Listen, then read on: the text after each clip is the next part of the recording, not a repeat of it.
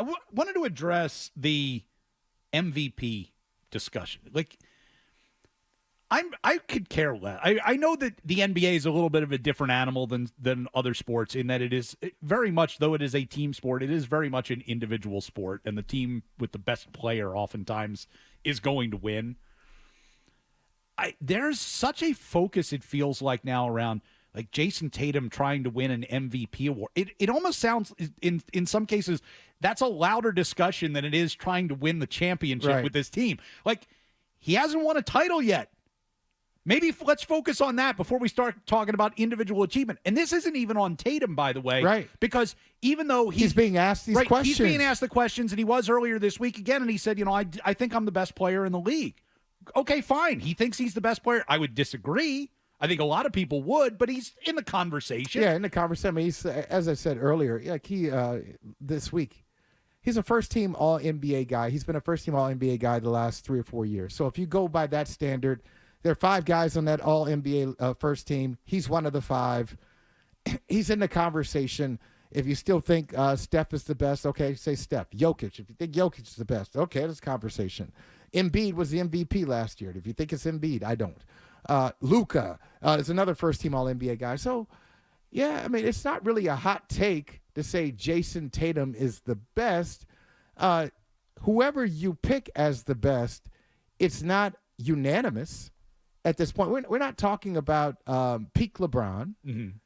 Like, nobody's there right now. We're not talking about, obviously, peak Michael Jordan, Magic Larry. We're not there now. We see a lot of really good, talented players, but who's number 1?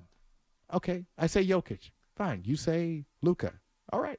Okay, great. Yeah. Where do we go with that? You know which MVP I care? I care about the Finals MVP.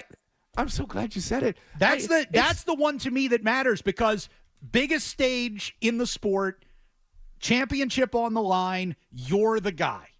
Go win one of those, show it off with the Larry O'Brien trophy. That's what impresses me.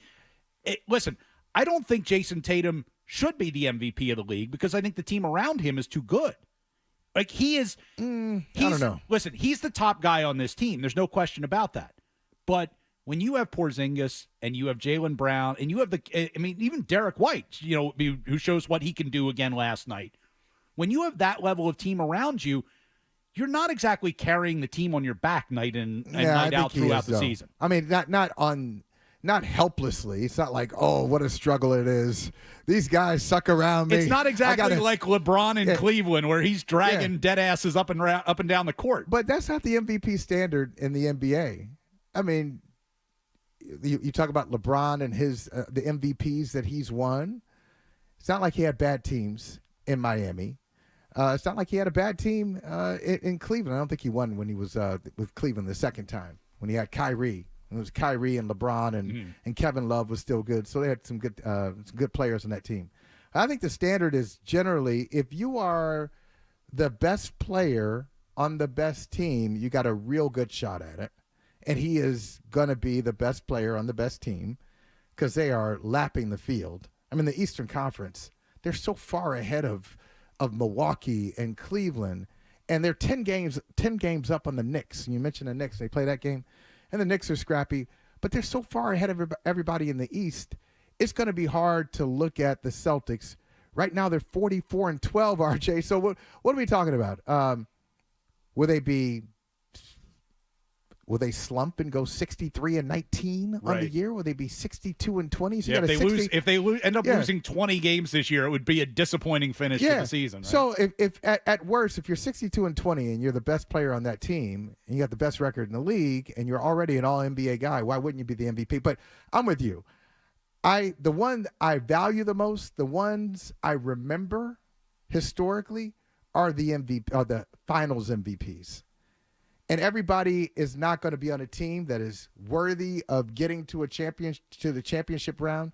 But I'm almost disrespectful with regular season MVPs. I'm like, okay, that's cute.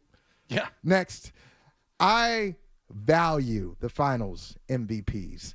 That's when that's a standout for me. So even guys who have won it multiple times, like Jordan and Shaq, yes. Even guys who have won it once, I heard one of them, on Toucher and Hardy earlier this morning. Cedric Maxwell won it once. Chauncey Billups won it once. Even Andre Iguodala won it, Finals MVP. But that's got currency for me, more currency than the regular season MVP. How many regular season MVPs does Paul Pierce have? Right? 0. None. Beloved player, right? One of the great Celtics of all time. Put his number up in the rafters.